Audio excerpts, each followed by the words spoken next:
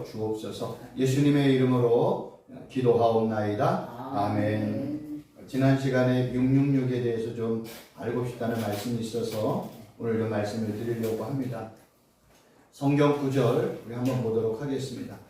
요한계시록 13장 17, 18절 누구든지 이 표를 가진 자 외에는 매매를 못하게 하니 이 표는 곧 짐승의 이름이나 그 이름의 수라. 지혜가 여기 있으니 총명한 자는 그 짐승의 수를 세어보라. 그것은 사람의 수니 그의 수는 666이니라. 지금 이 내용을 보면 요한 사도는 이 표를 짐승의 이름이나 그 이름의 수라고 얘기해요. 그러니까 이 표는 짐승의 이름이나 그 이름의 숫자래요. 그리고 또 설명하기를 짐승의 수를 세어보는데 그 수는 사람의 수래. 그러니까 짐승의 수, 사람의 수, 그거는 666이다. 지금 이렇게 설명하고 있어요. 그러면 성경이 말하는 숫자는 항상 우리가 문자적인 의미로 보기도 하고 상징적인 의미로 봐야 돼요. 그게 어렵다는 거예요. 그냥 단순히 그냥 우리가 숫자를 우리가 알고 있는 기수, 서수 1번, 2번, 3번, 4번 첫째, 둘째, 셋째, 넷째 이렇게 기수와 서수로 성경을 접하면 아무 문제가 없는데 항상 성경 안에는 이 문자 의미 안에 상징적인 의미가 들어가 있어요. 이래서 어려운 거예요. 그래서 이 상징적인 의미를 잘못 해석을 하면 신천지로 빠지는 거예요. 뭐 요한복음에 보면 우리가 가라지 비유가 있잖아요.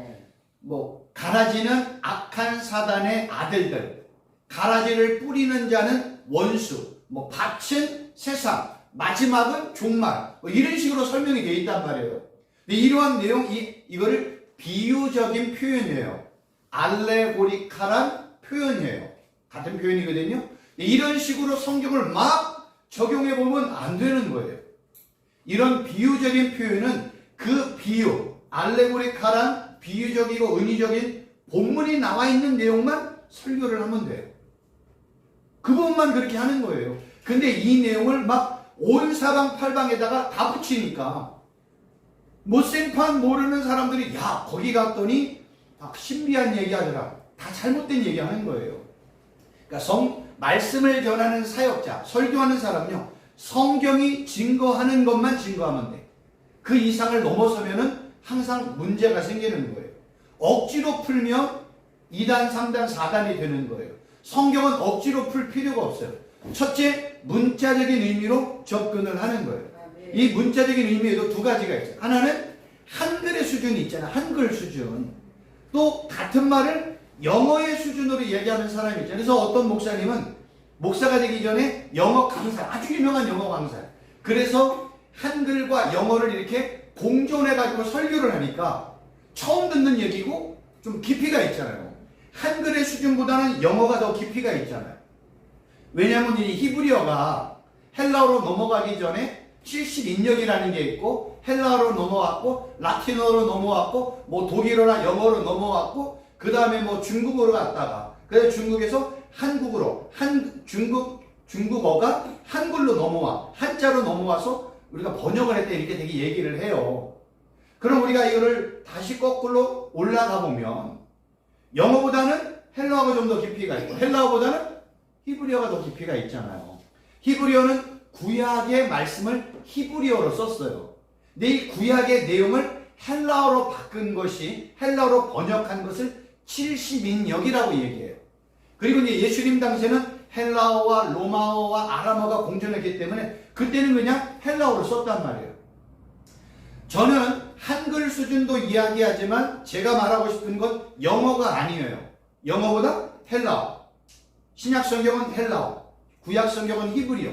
이런 식으로 제가 설명이 되어 있는 것을 정리를 해가지고 우리 목사님과 전도사님, 강도사님들에게 이 말씀을 전하는 거예요. 근데 영어로 하는 사람은 영어의 어원이 라틴어니까 여기 있는 라틴어의 어원을 가지고 풀어주니까 얼마나 재미가 있어요. 그래서 어떤 목사님은 나도 저 영어 하는 목사님처럼 영어를 잘 얘기했으면 좋겠다. 그 목사님이 영어 대학교 때, 대학원 때 영어과를 나오고 영어 대학원을 나오고 또 유학도 갔다 오고 강의도 수십 년 한 목사이니까 머릿속에 영어와 연관되는 것들이 다 포함이 되어 있단 말이에요. 그걸 어떻게 배워서 알 수 있겠어요? 그러나 히브리어 헬라어는 누구나 배워서 알 수 있어요. 과거의 언어잖아요.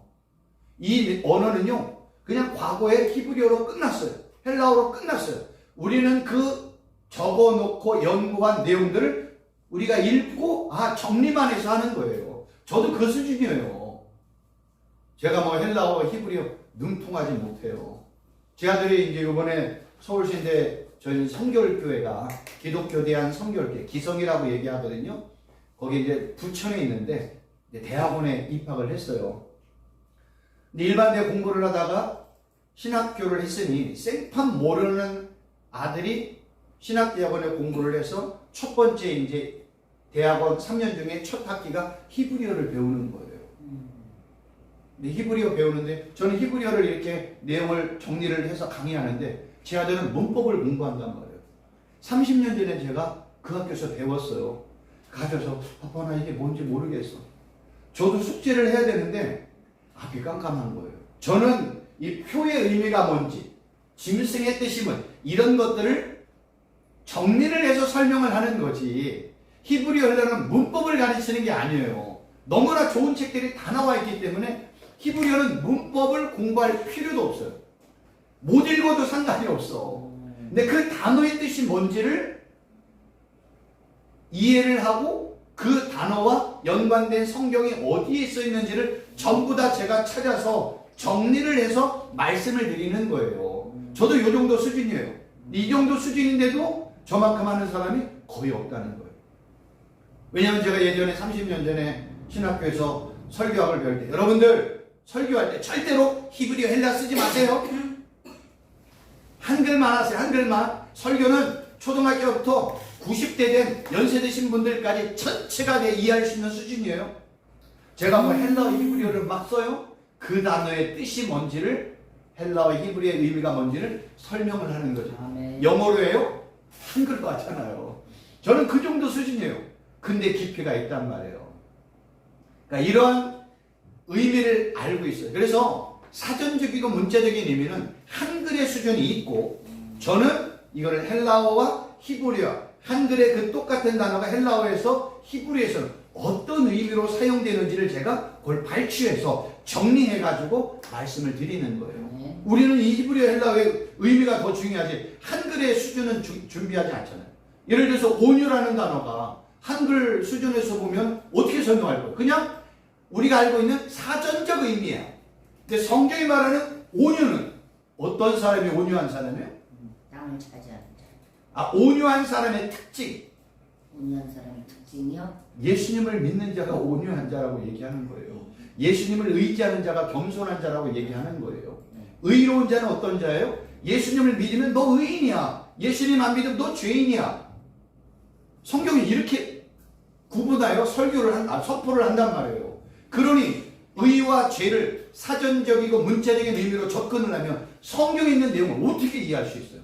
절대로 이해를 못하지. 그래서 제가 말씀을 드리는 거는 한글 수준의 의미도 이야기하지만 이것이 이 단어 똑같은 단어가 성경에서는 어떤 의미로 사용되어 있는지 그걸 헬라어 히브리어를 공부하면 거기에 연관된 성경 구절에 나와 있어요. 그거를 제가 정리해서 매주 이렇게 말씀을 드리는 거예요. 666도 마찬가지입니다. 이 숫자는 항상 이 문자적인 의미도 있지만 상징적인 의미가 있다는 거예요. 근데 여기서 중요한 건 뭐냐면 짐승의 수나 사람의 수나 똑같이 그것은 666이다 이렇게 이야기를 하는 거예요. 성경은요 하나님께서 짐승의 수, 사람의 수를 666으로 설명하신 것은 지난번에도 말씀을 드렸지만 요한계시록은 22장까지 있는데 앞에 아시아에 있는 7교회 내용 빼고 잡다한 내용들 다 빼고 뭐 그릇이며 대접이며 뭐 이런 거 다 빼면 그리고 요한계시록 19장, 20장, 21장, 22장 천국에 대한 내용이거든요. 그러니까 천국에 대한 내용 19, 20, 21, 22 빼고 앞에 3장까지의 내용을 빼면 나머지 전체에서 대전 무슨 뭐 이런 뭐 하나님의 뭐 심판 다 빼면 뭐만 남느냐면 제 기준으로는 너 누구 편에 속해 있어? 너 누구 편이야? 너 하나님의 편이야? 그럼 그 이마에 이름이 있다. 그 사람은 14만 4천이야. 이렇게 표현을 하고 너 짐승의 편이야? 사단의 편이야? 너는 666이야. 이렇게 표현을 한다는 거예요. 그러니까 666, 14만 4천은 누구의 편임을 설명하는 거에 불과해요.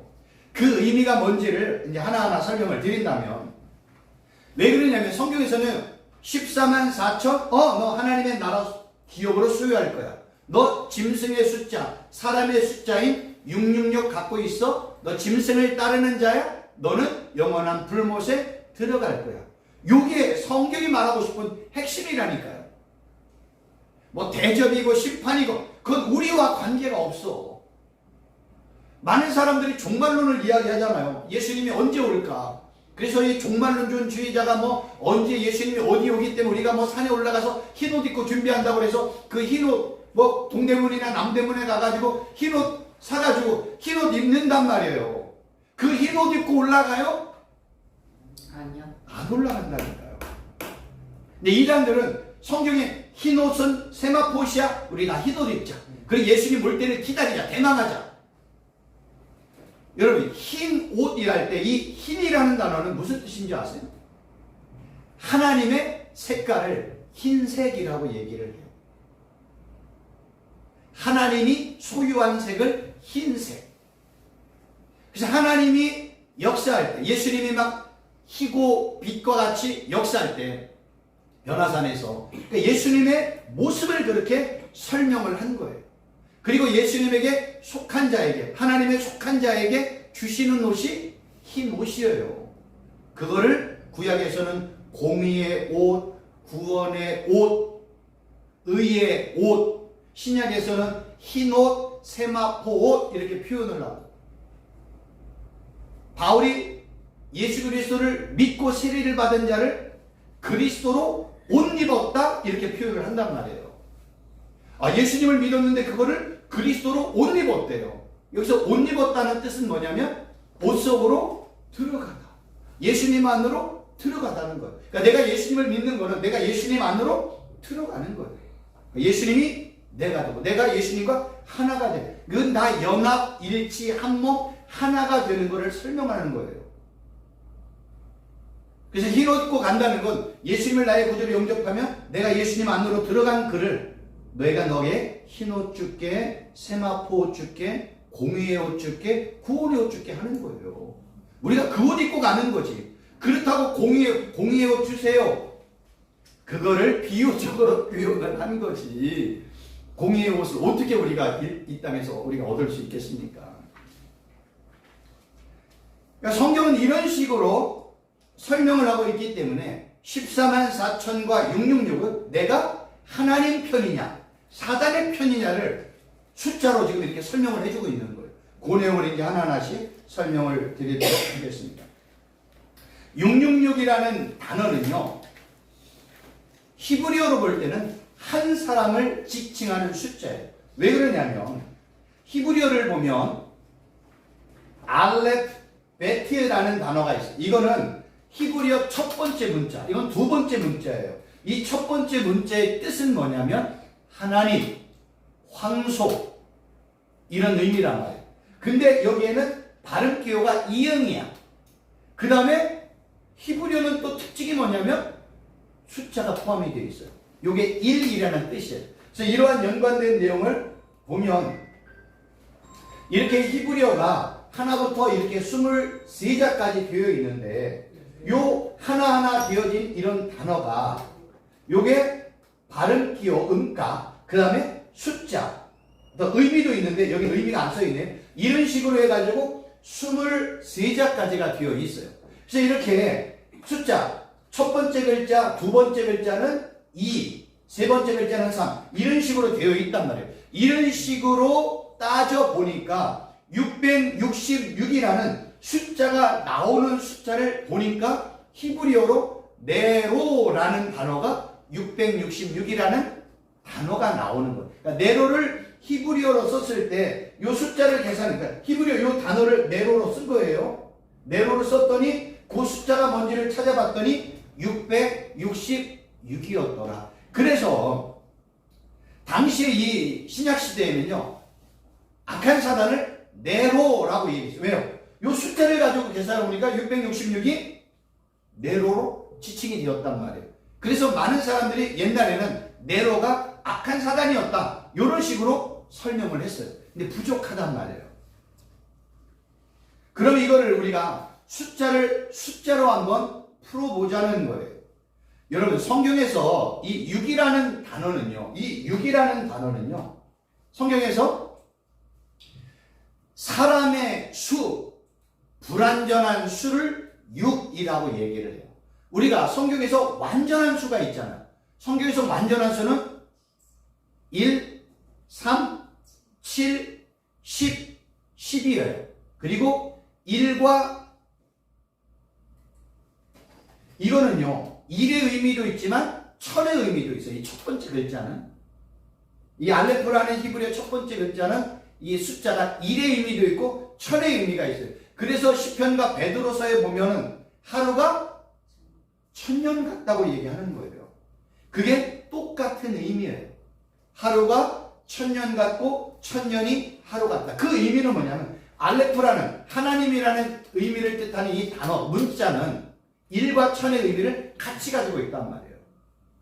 그러니까 이런 의미를 가지고 성경을 이제 해석을 해보는, 그래서 이 히브리인들이 1, 2의 의미, 2의 의미, 3의 문제, 이런 식으로 이 숫자의 의미가 뭔지를 또 기록한 내용을 제가 이제 봤더니, 성경에서 이렇게 7, 아까 네로가 여기 있네. 이 네로라는 단어가 이런 식으로 전부 다 이렇게 계산을 했더니 요 단어가 나오는 거예요. 이게 네로라는 거예요. 네로. 카이샤로 네론이라는 뜻인데, 요 단어를 전부 다가 숫자를 더해봤더니 666이 나와서 당시에 네로가 사단이다, 이렇게 이야기를 하는 거예요. 그런데 우리는 이렇게 접근하지 말고, 성경에서 완전수는 1, 3, 7, 10, 10이니까 7은 완전수잖아요. 완전수에서 완전한 2를 빼니까 뭐가 나와요? 불완전한 6이 나온 거예요. 이거를 사람의 수라고 이야기를 합니다. 성경에서는 하나님이 없으면 그거는 불완전한 거예요. 여러분, 구약시대에 창세기 2장에 하나님께서 아담을 먼지, 티끌, 흙으로 만들었잖아요. 내 아담이 진흙으로 만들어진 존재야. 근데 완벽한 존재, 불완전한 존재. 왜 불완전해요? 그 안에 뭐가 없어요? 생기가 없잖아요. 그러니까 하나님의 생기, 하나님의 숨, 루아흐가 그 안에 들어가니까 불완전한 그 인간이 완전한 자가 됐잖아요. 생명이 되었다고 해서 살아있는 영이 되었다라고 이야기를 합니다. 근데 그 생기가 빠져, 하나님의 순이 빠지면 얘는 그냥 진흙, 먼지, 티끌이야. 아무것도 아닌 거예요.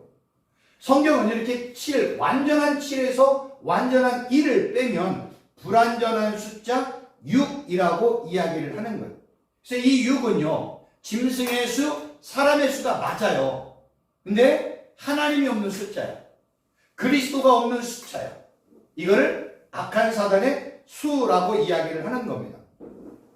이게 악한 사단의 숫자라면 66은 6이 2개가 되니까 강조한 것에 불과한 거예요.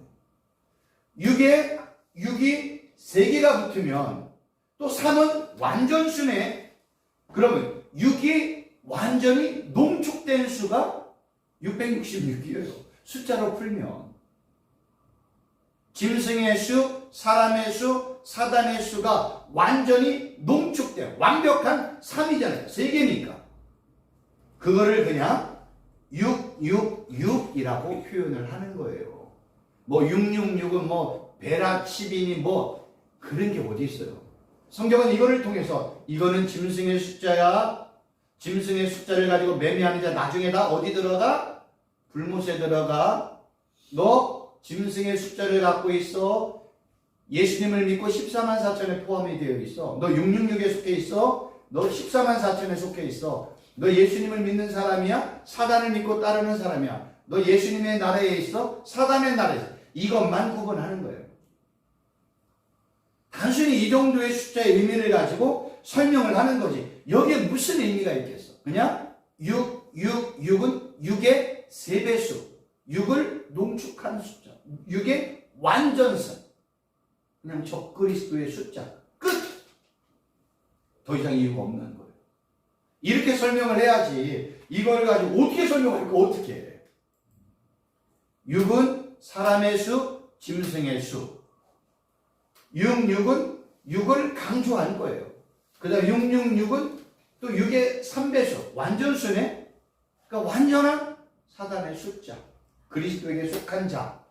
666에 속해 있다. 이렇게 이해를 하시면 되는 겁니다. 이해가 됐죠? 그냥 단순히 숫자로 푸는 거예요. 다른 사람들은 뭐 의미를 가지고 상징을 가지고 풀면 뭐 그 사람들은 그렇게 풀겠지만 저는 그냥 숫자의 의미가 요런 거예요. 그래서 이 히브리인들은 6을 그냥 사람의 숫자, 사단의 숫자라고 그렇게 이해를 하고 있어요. 그래서 그렇게 6이 3개가 되어서 농축된 악한 사단의 숫자다 이렇게 이해를 하시면 될 것 같습니다. 그러면 14만 4천의 뜻은 뭐냐? 이 14만 4천을 알려면 또 내가 보니 보라 어린 양이 시온산에 섰고 그와 함께 14만 4천이 서 있는데 그들의 이마에는 어린 양의 이름과 그 아버지의 이름이 쓴 것이 있더라. 보세요. 14만 4천의 이마에는 어린 양. 어린 양은 누구를 얘기하죠?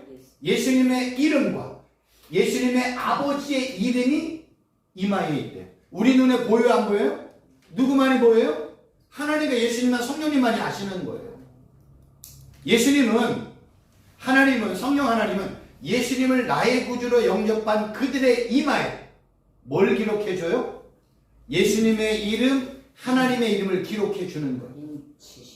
그래서 인이라는 단어는 인침이라는 단어는 의미가 여러분들이 이렇게 큰 옛날에 우리나라가 있는지 모르겠지만 저 강원도에 올라가면은 뭐 소도 키우고 말도 키우고 양도 키우잖아요. 근데 옛날에는 그런 경계를 짓기가 어려우니까 뭐 지금은 막 다 그냥 울타리를 쳐가지고 다 그렇게 했는데 옛날에는 그런 울타리를 짓기가 만만치가 않단 말이에요. 그래서 사람들이 뭐 100마리, 500마리, 뭐 1000마리를 키울 때 이게 누구 집의 양인지 손지 구분하기가 어렵잖아요. 그래서 자기의 양임을 확인하기 위해서 낙인을 찍잖아요. 그 낙인을 찍는 게 인침이에요. 우리가 예수님을 나의 구주로 영접하면 성령에 뭐가 있다고 하죠? 인침이 있다고 그러잖아요. 성령님이 낙인을 찍는 거야. 뭘? 너 예수님의 사람이야? 너 하나님의 아들이야? 딸이야? 이렇게 낙인을 찍는 거야. 이건 누구만이 알아요? 하나님 예수님만이 알아요. 그래서 14만 4천이라는 의미는 예수님의 이름과 하나님의 이름을 내 이마에 가지고 있는 자. 그걸 그냥 14만 4천이라고 이야기를 하는 거예요. 이 14만 4천의 의미가 이렇다면 성경이 말하는 14만 4천은 알려면은 열둘이라는 단어를 알아야 돼. 열둘. 성경에서 이 열둘이라는 단어는요. 아까도 이제 6이라는 단어를 이런 식으로 설명하는데 이런 단어가 어디에 쓰이냐면 12제자, 12번째, 12지파, 12문, 12바구니, 12살, 12사람, 열이틀. 이런 식으로 성경이 열둘이라는 의미는 11라는 거 봤어요? 9, 뭐 5, 4 이런 단어 봤어요? 유대인들은 그렇게 안 써요. 의미가 있는 단어를 쓰는 거예요. 이 열둘이라는 의미는요. 구약시대에는요. 이스라엘의 12지파를 의미를 해요. 근데 이스라엘의 12지파를 알려면 이스라엘이라는 단어가 어디에서 나왔어요? 누구의 이름을 바꿨죠? 야곱의 이름을 이스라엘로 바꿨단 말이에요. 그럼 야곱의 이름은 개인의 이름이야. 근데 이 개인의 이름을 하나님이 민족의 이름으로 바꿨단 말이에요. 계명을 시켰어요. 그리고 이 이스라엘의 아들이 12아들이 나왔어. 나중에 이 아들은 12지파가 되는 거예요. 자, 개인의 이름이 민족의 이름이 되었고 12지파를 의미를 하는 거예요. 그래서 이 12이라는 의미 안에는 어떤 게 있냐면 아들의 숫자라는 뜻이에요. 아들의 숫자. 왜냐면 이런 의미가 있으니까. 그러면 신약 성경에 넘어가면 12는 누구를 설명해요? 12 제자, 12 사도를 상징을 하는 거예요. 근데 성경에서 이 12 사도, 12 제자는 교회의 숫자를 또 이야기를 해요. 그래서 이 12의 의미 안에는 종말론적인 의미가 포함이 되어 있다고 얘기하는 거예요. 12. 그래서 구약에 12, 신약에 12. 그래서 요한계시록에 보면 12과 12를 합치니까 뭐가 나와요? 24장로가 나오는 거야. 그러니까 이 12, 24장로는 20명의, 24명의 장로가 있다. 일단 좋다, 맞다고 얘기하자고요. 성경은 그럼 이런 내용을 통해서 뭘 얘기하고 싶어요? 구약의 12아들, 신약의 예수님을 따르는 12 제자, 이거를 교회라고 얘기하잖아요. 그러면 구약의 하나님을 믿고 따라가는 모든 하나님의 백성들을 12로 표현을 한 거고, 신약의 12 제자, 12 사도는 교회를 의미를 한단 말이에요. 교회는 또 뭐예요? 예수님이 교회 머리네, 예수님은 교회 몸이네, 성도는 교회 지체네. 바울이 설명이 그렇게 나오잖아요. 제 얘기가 아니라. 예수님은 교회 몸이라면서요. 그리고 교회 머리라면서요. 우리 성도는 교회 지체라면서요. 그러면 지체는 다 누구에게 연결이 되어 있어요? 예수님에게 연결이 되어 있네. 아, 12은 교회의 숫자이기 때문에 지체들이 다 예수님과 연합된 그들을 성경은 교회라고 이야기를 하는 거예요. 그거를 다른 말로 표현하면 신부라고도 얘기하는 거예요. 왜냐면 교회가 신부니까.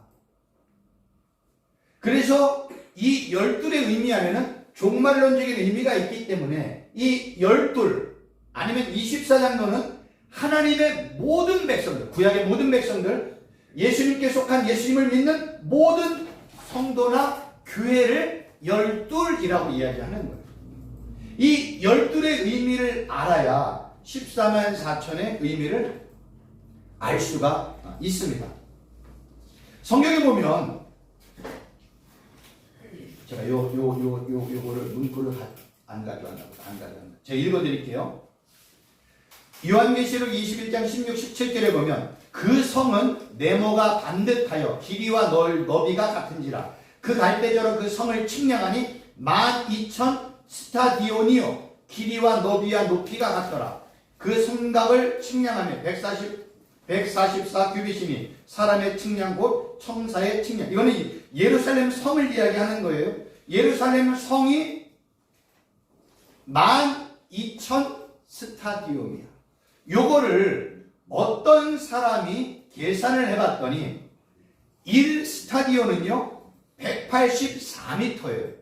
그래서 12,000 스타디움을 계산을 해봤더니 약 24,000km의 길이가 된. 그러니까 예루살렘에서는 24,000이야.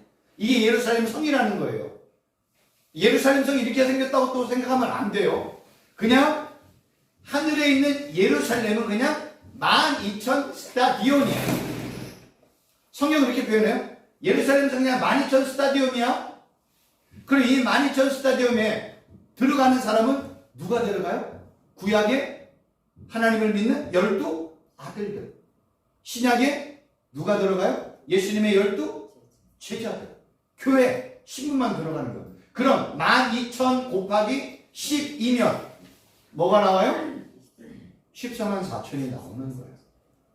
그러면 새하늘과 새 땅은 누가 들어가요? 새하늘과 새 땅에 누가 들어가요? 하나님의 모든 백성들. 누가 들어가요? 예수님께 속한 모든 교회 지체들, 신부들, 예수님을 믿는 사람들, 거기가 새 예루살렘에 들어가죠. 아, 천국에 들어가더라요? 절대 진리. 천국은 누가 들어가요? 예수님 믿는 자가 들어가잖아. 그 예수님을 믿는 자를 신약에서는 교회라고 표현하기도 하고, 신부라고 표현하기도 하고, 제자라고 표기도 하고, 예수님의 종이라기도 하고, 청직이라고 하기도 하고, 지체들이라고 하기도 하고, 이렇게 표현하잖아요. 구약시대에는 하나님의 아들, 딸들, 하나님의 백성들 이런 의미로 설명을 하잖아요. 구약과 신약은 이렇게 하나님에게 속한 자, 예수님에게 속한 자를 이런 다양한 의미로 설명을 한단 말이에요.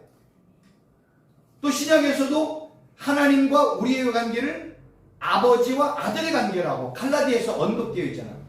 예수 그리스도를 나의 구주로 영접하면 하나님을 아빠, 아버지라고 부르잖아요. 그러니까 하나님과 나와의 관계가 아버지와 아들의 관계예요. 그리고 예수님은 맏아들, 우리는 그냥 다 아들들. 그러니까 예수님과 우리의 관계를 또 형제들이라고 얘기하잖아요. 예수님이 내가 너희를 형제라고 부르는 걸 내가 부끄러워하지 않는다. 예수님이 얘기하잖아요. 요한복음에 보면 예수님은 참빛, 그 참빛을 믿은 나는 빛이 내 안에 들어오니까 빛의 아들들. 이게 다 성경에 표현되는 거예요. 제가 막 만들어내는 게 아니라, 제가 마음대로 막 상식적으로 끄집어낸 게 아니라 성경에 있는 내용들을 하나하나 정리를 해서 말씀을 드리는 거예요. 성경은 이런 식으로 표현된다니까. 참빛을 믿는 그들은 빛의 아들들이지. 하나님의 맏아들, 예수 그리스도를 믿는 맏아들을 믿으니까 너희들도 아들들이 된 거지. 예수님은 신랑, 예수님을 믿고 따르는 그는 신부. 예수님 교회 머리, 우리는 교회 몸과 연합된 지체들. 예수님 포도나무 줄기, 우리는 포도나무 가지. 성경은 다 이런 식으로 표현하는 거예요. 이런 식은 다 뭐예요? 예수님과의 연합, 하나, 일치, 부부, 한 몸을 설명을 하는 거예요. 이거를 바울이 신학적인 표현으로 예수 그리스도 안에서라는 식으로 표현을 하는 거예요. 이게 예수 그리스도 안에서, 주 안에서, 그리스도 안에서, 그 아들 안에서, 이게 다 예수님 안에 있는 것, 내가 예수님과 하나가 되었다, 한 몸이 되었다는 것을 설명을 하는 거예요. 이렇게 열둘이라는 아들의 숫자, 신부의 숫자, 교회의 숫자를 알아야 이 신부의 숫자, 아들의 숫자만이 어디 들어가요? 새하늘과 새 땅에 들어간다니까. 하나님은 누구를 초청해? 내 아들만 초청하는 거야. 내 아들만 데리고 가는 거야. 신랑이신 예수님은 누구만 데려가요? 내 신부만 데리고 가는 거야. 그래서 신약 성경에 혼인잔치 비유가 많이 나오는 거예요. 여러분, 신약 시대에 어떤 왕이 아들의 결혼잔치를 위해서 사람들을 초청을 하잖아요.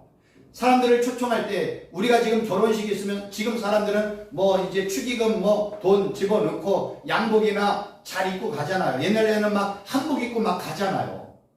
유대인들도 결혼 예식이 이와 비슷한데 유대인의 결혼 예식의 특징이 있어요. 유대인의 결혼 예식에 참석하는 모든 하객들은요, 결혼잔치에 들어갈 예복이 필요해요. 근데 그 예복은 하객들이 준비하는 게 아니에요. 누가 준비해요? 그 잔치를 배설한 왕이나 주인이 배설하는 아들의 혼인잔치를 아버지가 준비하는 거예요. 그래서 혼인 예복을 가지고 있고 아들의 혼인잔치 찾아오는 사람에게 아버지가 그 사람들에게 예복을 주는 거예요. 가지고 있는 예복을. 그럼 혼인잔치에는 다 누가 준 예복만 입고 있어요? 그 아들의 아버지가 준 예복만 입고 있는 거예요. 우리는 성경에 보니까 한 사람이 예복을 안 입고 있네? 야, 너 왜 잔치 예복 안 입고 있어? 성경이 유구문이더라. 예복을 안 입었다는 것은 예복을 거절했다. 예복이 없다라는 의미예요. 예복이 없으면 잔치에서 쫓겨나는 거예요. 잔치에서 쫓겨나니까 나만 잔치에 잘 못했네? 그러니까 바깥에 나가서 뭐해요? 슬피 울며 이를 가는 거예요. 이 부득부득 영혼이 갈면 이빨 다 나가는 거죠. 그게 지옥이야. 그러니까 천국은 예복을 입은 자만이 되더라. 근데 그 예복은 누가 준다고요? 하나님이 주는 거예요. 그 예복을 아까 설명한 것처럼 구원의 옷, 공의의 옷, 빛의 옷, 의의 옷, 흰 옷, 세마포 옷을 주는 거예요. 그거를 입는 자를 예수 그리스도 안으로 들어갔다. 바울이 표현을 하는 거예요. 그거를 세례라고 얘기도 하고 예수님을 믿는다고 얘기하고 영접한다고 얘기해. 구원받았다고 얘기해. 그걸 다 혼용하여 사용을 하는 거예요. 그러니까 이 신천지가 말하는 14만, 성경은 14만 그냥 4천이에요. 성경은 14만 4천이지 4천 명이라고 말한 적이 없어. 근데 쟤네들은 여기에다가 명을 붙였어. 아니에요. 그냥 14만 4천이에요. 근데 그 14만 4천의 이마에는 누구의 이름이 있다? 어린 양의 이름, 예수님의 이름과 하나님 아버지의 이름이 그 이마에 있다. 그래서 14만 4천은 누구에게 속한 사람이에요? 하나님과 예수님에게 속한 사람을 14만 4천이라고 이야기를 하는 거예요. 근데 신천지는 이거를 14만 4천 명이 구원을 받는다고 이야기를 합니다. 그렇다면 14만 4천 명을 신천지 이만희가 얘기하는 것처럼 14만 4천 명이 구원만 받는다면 신천지 지금 믿고 있는 사람은 전부 다 구원 받을 수 있는 그 기회가 있을까요? 없을까요? 단 한 명도 없어요. 왜 단 한 명도 없을까요? 구약시대로부터 지금까지 신천지 걔네들이 말하는 것처럼 14만 4천 명만 구원받는다면 14만 4천 명은요 몇천 년 전에 다 차고 넘쳤어요. 14만 4천 명이 뭐 대단해요? 아담 천국 갔겠죠. 그 다음에 우리가 알고 있는 노아 천국 갔겠어요? 안 갔겠어요? 에녹 갔겠어요? 안 갔겠어요? 아브라함, 이삭, 야곱 그런 식으로 해가지고 그 성경에 나와 있는 이름을 전부 다 기록을 하고 예수님의 12제자 천국 갔겠어요? 안 갔겠어요? 그런 식으로 따져보면 14만 4천 명은요 벌써 다 끝났어요. 벌써 다 끝났어요. 근데 이만희는 지금부터 14만 4천 명을 추리자는 거야. 말이 돼야 안 돼요? 14만 4천 명을 추려서 새하늘과 새 땅은 하나님의 나라, 아버지의 나라인데 그러면 세상이 창조된 아담부터 지금까지 14만 4천 명을 숫자를 세워야 될 거 아니에요. 그럼 벌써 끝났지. 그렇지 않겠어요? 상식적으로 봐도. 네, 이러한 상식을 그들은 아무도 안 믿는 거예요. 그리고 14만 4천 명, 너 어느 지파야? 나 르우벤 지파. 너는 무슨 지파야? 나 유다 지파.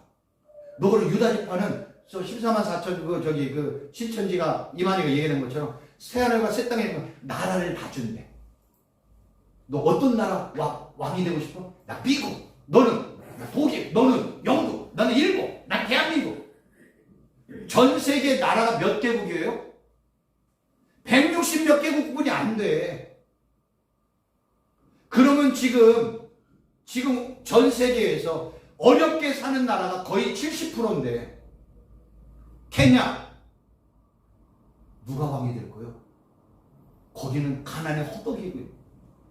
그런 나라들 아프리카에 있는 나라 얼마나 잠비아 이런데 누구 왕이 될 거예요? 나는 다 미국이래. 나는 다 일본이 뭐 몇백 개 돼요? 일본 하나, 일본 두, 일본 3, 일본 이렇게 해요? 이런 말도 안 되는 이야기를 믿고 있는 거예요. 어떻게 그게 가능해요? 미혹의 영이 역사하니까 가능한 거예요. 미혹의 영. 그래서 악한 사단은 미혹과 괴기에 다 눈이 어두워요. 그래서 미혹이라는 단어가 뭐예요? 흩뿌리다라는 단어예요. 그 의미 자체가. 여러분 미혹이라는 단어 한글로 써면 어떻게 표현할 거예요? 이 헬라어의 의미를 보면 흩뿌리다. 마치 안개가 낀 것처럼 자욱하다. 여러분들 운전할 때 새벽이나 밤에 안개가 자욱하면 3m, 5m가 보여 안 보여요? 안 보이잖아요. 이 미혹이라는 게 그런 거예요. 그래서 미혹의 영이 역사해가지고 보니까 진리가 뭔지, 죄가 뭐고 악이 뭔지, 의가 뭔지 구분을 못하는 거예요. 왜? 흩뿌려 있으니까. 뿌옇잖아요. 악한 사단은 그렇게 역사하는 거예요. 그래서 진리가 뭔지, 말씀이 뭔지, 예수님이 뭔지, 구원이 뭔지 막 이걸 혼동하다 보니까 뭐가 진짜인지 구분을 못해. 그래서 제가 말씀 사역자들, 설교라는 분들의 제1번은 은사가 아니라고 얘기했어요. 능력 권세가 아니라고 얘기했어요. 그거 없어도 말씀은 전할 수 있어요. 말씀의 제1번은 분별이에요. 분별. 이게 하나님의 말씀인지 세상의 말인지 악한 사단의 역사인지 이거를 분별할 줄 아는 거예요. 영적인 분별, 지적인 분별, 감정적인 분별 이런 것들을 분별할 줄 알아야 되는 거예요. 근데 영의 분별은 누가 역사에 분별할 수 있어요? 영의 분별은 성령의 역사에 분별할 수 있다고 성경에 나와 있잖아요. 성령 하나님 나에게 역사해야 영적인 분별할 수 있는 거예요. 성경을 누가 기록했어요? 성령이 기록했잖아요. 그래서 성령의 감동을 입은 자들이 하나님의 감동으로 말씀을 기록했다잖아요. 그러니까 성경 말씀을 읽으려면 우리는 누구의 도움을 받아야 돼요? 성경의 원저자, 성령의 도움을 받는 거예요. 그래서 우리가 성경을 읽을 때 성령님 이 시간에 하나님의 말씀을 밝히 깨달을 수 있도록 제 눈을 열어주시고 귀를 열어주시고 마음의 문을 열어주셔서 하나님의 말씀을 진리대로 제가 믿고 깨닫게 해주세요. 제가 늘 기도하는 이유가 그거예요. 공부하기 전에 성령 하나님이 역사해야 하나님의 말씀을 분별할 수 있는 거예요. 요새 우리나라에 뭐 도울이라는 뭐 어떤 철학자가 와가지고 자기는 성경을 몇 독을 했는데 성경이 다 뭐 어쩌고 저쩌고. 그 인간 안에는 뭐가 없어요? 성령 하나님이 역사를 안 하는 거예요. 성령 하나님이 역사하지 않고 성경을 읽으면 다 뭘로 읽어요? 문자로 읽어요. 사전으로 읽는 거예요. 사전적이고 문자적인 의미, 한글 수준 의미로 깨달을 수가 없지. 이걸 어떻게 깨달아 지들이? 예수님을 믿지 않고 성령 하나님이 없는 그들 어떻게 하나님의 말씀을 깨달아요? 성경은 다 누가 핵심이라고 했어요? 예수님이 그 주제의 핵심이라고 했잖아요. 그래서 바울이 골로새서에서 그렇게 표현하잖아요. 감춰진 비밀이 있다. 그 비밀이 누군지 알아? 그리스도잖아. 성경에는요, 마치 성경은 큰 바다의 모래사장에 금덩어리야 다이아몬드 얼마 안 크잖아요. 눈 정도 크기만 해도 막 몇십억 가잖아요. 그 눈보다 작은 다이아몬드가 이렇게 모래사장에 이렇게 뿌려져 있어. 그러면 모래가 반짝이는 것과 다이아몬드가 반짝이는 것 구분할 수가 있다 없다? 거의 불가능하다. 하나님의 말씀에 예수 그리스도는 그렇게 숨겨져 있는 거예요. 그리고 이제 복음서에 보면 하나님의 나라가 또 감춰진 비밀이라고 얘기하잖아요. 이런 것들이 감춰져 있는데 성령 하나님이 역사하지 않는 그 인간들이 어떻게 하나님의 말씀을 읽는다고 해가지고 깨달아지겠어요? 하나도 못 깨닫는 거지. 성경을 읽기는 읽어. 인간의 수준에서, 자기 수준에서. 그러나 우리는 성령의 감동을 받고 성령의 도심으로 하나님의 말씀을 읽어 나가니까 그 말씀이 믿어지는 거야. 깨달아지는 거야. 여기서 한계가 있잖아요. 그래서 성령님께서는 야, 김목사야, 너 헬라어 히브리어 공부해야지. 감동을 줘가지고 헬라어 히브리어를 공부했더니 저도 헬라어 히브리어를 공부하기 전에는 사전적이고 문자적인 수준에만 설교를 한 거야. 여러분 사랑하셔야 돼요. 여러분 부모 공경하셔야 돼요. 여러분 사랑이 뭔지 아세요? 베푸는 거잖아요. 좀 돈도 베풀고 물질도 베풀고 이렇게 좀 베푸세요. 그래서 그 교회가 굳이 하는 거예요. 쌀도 갖다 주고 김치도 갖다 주고 빵도 갖다 주고 떡도 갖다 주고 저 어려운 나라에 가서 우물도 파줘서 물도 주고 단순히 그냥 한글 수준의 선에서 이해하고 깨달으니까 한글 수준의 입장에서 성경을 읽으면 성경은 다 율법과 계명과 규례 법도로 가는 거예요. 야, 요거 해야지. 우물 파줘야 되겠다. 야, 가난한 사람 집도 좀 줘야 되겠다. 고아원 만들어야 되겠다. 과부촌 만들어야 되겠다. 야, 우리가 좀 같이 먹고 살 수 있도록 공동체, 예수님의 12제자가 이렇게 모여가지고 돈도 나눠주고 떡도 나눠주고 물건도 이렇게 했으니까 우리가 무슨 집단 공동체 만들자. 이렇게 얘기하는 거예요. 그게 나쁘다는 얘기 아니에요. 성경에서 떡은 누구를 이야기해요? 예수님이 뭐라고 얘기해? 야, 내가 하늘에서 내려온 떡이잖아. 무슨 떡 먹이라는 거예요? 생명의 떡, 예수님을 먹이라는 거예요. 요한복음에 말씀이 육신이 되어 우리 가운데 거하셔. 말씀이 누구예요? 예수님이네. 예수님을 먹는다는 거, 예수님이 너 내 살과 내 피를 먹어? 성찬식이다. 예수님을 먹는다는 건 뭘 먹는 거예요? 말씀을 먹는 거잖아. 매일 일용할 양식 구해. 그 양식이 예수님을 먹는 거잖아. 물 먹어야지. 생수가 뭐예요? 예수님의 생수를 주시는 분이잖아요. 우리가 말씀을 생수처럼, 말씀을 떡처럼 먹어야 되잖아. 이게 제 얘기가 아니에요. 요한복음에 다 나와 있는 얘기예요.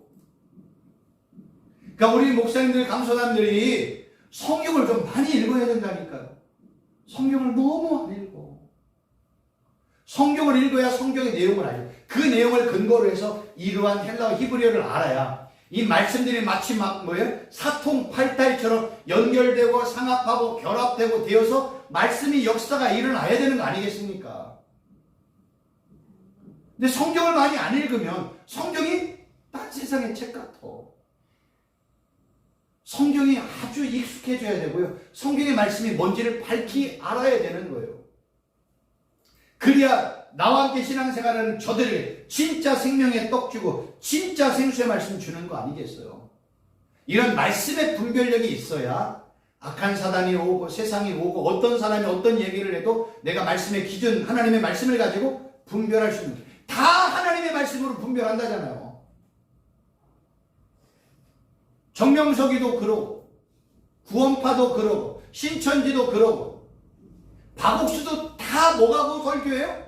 성경 갖고 설교해요. 성경 갖고. 근데 저들이 말하는 이단이 뭔지, 저들이 잘못 뭐를 얘기하는지, 구원파와 박옥수가 얘기하는 핵심은 뭔지 아세요? 구원파와 박옥수는요, 회개는 한 번만 하면 된대. 왜요? 예수님의 십자가 사건은 완벽하거든. 완벽한 그 십자가 사건에서 모든 인간의 죄를 예수님이 십자가에서 완벽하게 도말, 대속, 구속을 했기 때문에 뭐하러 회개를 또 하네요. 회개는 두 번 할 필요가 없대. 얼마나 성경하고 연관이 되어 있어요. 하나님의 예수님의 완벽하잖아. 근데 예수님이 제자들에게 십자가 들어가기 전에 예수님이 옆에 수건을 차고 베드로에게 그러잖아요. 야, 내가 너 발 씻어야 된다. 예수님, 왜 어떻게 선생님 저를 발 씻어 주십니까? 야, 내가 너 아무 관계가 없다. 그럼 예수님 저 목욕시켜 주세요. 야, 목욕한 자는 발만 씻으면 돼. 목욕이라는 건 비유적인 표현으로 예수님 나의 구주로 영접하고 이 땅을 살아가잖아요. 그때 내가 이 땅을 살아갈 때 뭔지를 묻잖아요. 이 얘기는 뭐냐면 내가 살고 있는 집에서 어떤 집으로 갈 때 초청을 받아서 갈 때 온몸을 깨끗하게 목욕을 해. 근데 당시에는 신발이 다 샌달이든지 이렇게 다 우리가 알고 있는 뭐 지침 같은 샌달 같은 거 신고 다녀. 그러면 집에서 내가 초청받은 데까지 가다 보면 다 먼지고 흙이니까 걸어가다 보면 발이 다 먼지 투성이에요. 그러면 초청한 집에서 제일 먼저 내놓는 것이 물을 내놔요. 뭐 씻으라고? 손발 씻으라고. 목욕한 자는 그냥 발만 씻으면 돼. 우리가 이 땅을 살아가 예수님을 믿고 난 이후에 우리가 이 땅을 살아갈 때 지을 수밖에 없는 죄들이 있잖아. 우리가 예수님 믿고 나서 완벽한 자가 어디 있어요? 왜 완벽하지 못해? 내가 연약하잖아. 밥을 안 먹으면 배가 고파. 물을 안 먹으면 목이 말라. 불편하면 짜증이 나. 누가 나를 막 좀 옆에서 힘들게 하면 화도 나. 운전할 때 누가 나를 위협하면 막 분노가 일어나. 이게 다 인간의 연약성으로 일어나는 현상들이란 말이에요. 그러니까 이러한 연약성 속에 나도 모르게 죄를 짓는단 말이에요. 인간의 연약성 때문에. 또 하나는 지금 이 세상에는 악한 사단과 그의 들에게 판을 치고 있네. 어떻게 하면 그냥 우리 목사님, 이 목사님을 넘어지게 할까? 기회를 튼다. 기회를. 그래서 막 부부끼리 싸우게 하고 성도들끼리 싸우게 하고 가다가 막 저 사람하고 싸우게 하고 그럼 내 안에 분노가 가득 차는 거야. 그 분이 나는 거는 죄네. 죄의 시작은 사망이네. 사망한 자의 마지막 심판은 불못이네. 그럼 이 문제를 해결해야 될 거 아니야. 그래서 예수님이 예수 믿은 자는 발만 씻으면 돼. 너 천국 가기 전까지 이 땅 살기 전까지 계속 발 씻고 회개해. 그래서 신학적으로 구원을 세 가지로 표현하는 거예요. 과거적 구원, 현재적 구원, 미래적 구원이라고 얘기하는 거예요. 과거적 구원, 내가 예수님을 과거에 믿었던 신들을 대속의 사건. 현재적 구원은 뭐예요? 바울이 구원을 이루어야 돼. 이 현재적 구원은 성화, 성결의 삶, 거룩한 삶이라고 표현을 하는 거예요. 그리고 이렇게 살다가 누구와 함께 가요? 예수님과 함께 영원히 산 걸 영화, 구속, 성화, 영화 이렇게 표현을 하는 거예요. 그래서 과거적 구원, 현재적 구원, 미래적 구원이라고 이렇게 조직신학에서 설명을 하는 거예요. 우리는 지금 과거에 어느 순간 예수님을 믿었잖아요. 지금 내가 예수님 믿고 하루하루를 살아가잖아요. 매일매일 지금 우리는 뭘 이루어야 돼? 구원을 이루는 삶을 사는 거예요. 구원을 이룬다는 건 뭐예요? 성결한 삶, 구별된 삶, 거룩한 삶 이런 삶을 살아가는 거예요. 근데 내가 혼자 힘이 어렵네. 그래서 장로교회나 침례교회에서는 성도의 견인이라고 얘기합니다. 예수 믿는 자 끌고 갈 거야. 어디까지? 천국까지 끌고 갈 거야. 성도의 견인을 강조하면서 이 장로교회와 침례교회에서 강조하는 게 날마다 나를 부인하고 날마다 내 자를 십자가에 못 박고 날마다 예수님 따라가야 돼. 이게 이제 이 칼빈을 강조하는 교단에서 강조하는 거고, 이렇게 이제 웨슬리, 저희 같은 이제 기성 성결교회, 그 다음에 감리교회, 그 다음 오순절 계통에 있는 이 순복음, 그 다음에 구세군, 그 다음 뭐 이런 데가 있어요. 이런 데서는 성령의 역사, 성령의 인도를 강조를 하는 거예요. 말의 표현은 틀리지만 다 똑같지요. 여기서는 그냥 칼빈에서 성도의 견인을 마치 차 토잉하듯이 끌고 가는 거야. 이렇게 얘기하는 거. 이쪽에서는 야, 성령의 역사를 사모해야지. 성령의 인도함을 받아야지. 성령의 도우심을 받아야 되지. 그렇게 표현을 하는 거예요. 그래서 이렇게 다양하게 설명을 하지만 결국 어디까지? 하나님의 나라까지 이끌어 가는 게, 이게 모든 교단이 얘기하는 거예요. 정통적인 복음주의 교단이. 이런 기본적인 틀에서 이만희가, 박옥수가, 구원파가 이야기하는 것을 구분할 줄 알아야, 아, 요게 잘못됐구나. 야, 이만희가 이런 식으로 얘기하는구나. 박옥수나 구원파는 한 번 구원받고, 야, 한 번 회개했으면 완벽한 회개, 무슨 회개가 또 필요하냐. 그러니까 가장 위험한 도덕 폐기론이 나오는 거야. 마음대로 살아. 죄 지어도 괜찮아. 야, 너 한 번 회개했잖아. 근데 우리 예수 믿는 이 복음주의 교단에서 개판으로 살라고 얘기해요? 그렇게 얘기하는 사람 어떤 교회도 없어요. 근데 박옥수나 이 구원파에서는 야, 한 번 회개했으면 완벽한 회개야. 어떤 죄를 져도 다 용서받았잖아, 과거에. 도덕 폐기론을 얘기하는 거예요. 이게 다 지금으로부터 2000년대 영지주의의 일들이 그대로 가요. 영지주의는 뭐예요? 영은 거룩하고 육은 죄악이야. 구원은 영만 구원받아. 육은 남잖아. 그러니까 우리가 영은 다 나중에 구원받았으니까 다 이제 천국 갈 거야. 그 전에 우리는 영을 이 더러운 육신 안에 갖고, 그러니까 더러운 육신이 무슨 죄를 저질러도 영에게는 아무 영향력을 못 끼쳐. 영지주의. 이렇게 되는 거예요. 그거를 구원파 박옥수가 그대로 가지고 지금 성도들에게 얘기하니까 얼마나 좋아요. 담배 피고 싶으면 담배 피고, 술 먹고 싶으면 술 먹고 싶고, 하고 싶은 거 다 해. 그때 다 용서받아. 너 영만 구원받잖아. 그거 얼마나 좋아요. 근데 복음주의 교단은 그렇게 살지 마세요. 집사님, 권사님, 어떻게 그러세요? 용서하세요. 이해하세요. 십자가에 못 박으세요. 내 자 부인하세요. 예수님 고백하시고 따라가세요. 예수 믿는 게 고난이야. 그래서 그렇게 얘기하는 거예요. 그러니까 목사님들이 성경 많이 읽으십시오. 읽어야 돼. 강도사님들 성경 많이 읽어야 된다니까요. 그래서 우리가 지금 산삼순 111절을 공부하고 있잖아요. 그래서 111절을 제가 최소한 100번을 읽으라고 얘기해요. 100번을. 100번을 읽으면 1000번까지 읽어야지. 그래서 내가 예수님의 산삼순, 예수님이 가장 말씀 집중적으로 얘기해도 마태복음 5장, 6장, 10장 내가 1000독을 하리라. 내 머릿속에 막 살아 역사는 말씀대로 1000독 한번 읽으리라. 그래서 소리내 읽는 거예요. 그런 시도를 한번 해봐야죠. 그렇게 성경을 내 것으로 만들고 기준을 삼고 그러면 분별할 수 있는 분별의 능력과 권세가 나타나는 겁니다. 아셨죠? 어려워요. 우린 배울 것도 많고. 그래 하나하나 해나가면 능히 해나갈 수 있습니다. 오늘 이제 666 14만 4천 충분히 설명되었다고 생각되는데 그렇죠? 이게 이제 우리 저기 그 카톡에 올라오니까 또 이렇게 한번 보세요. 올라오면 그런 것들 충분히 반복해서 이해가 되리는 생각이 들립니다. 기도하겠습니다.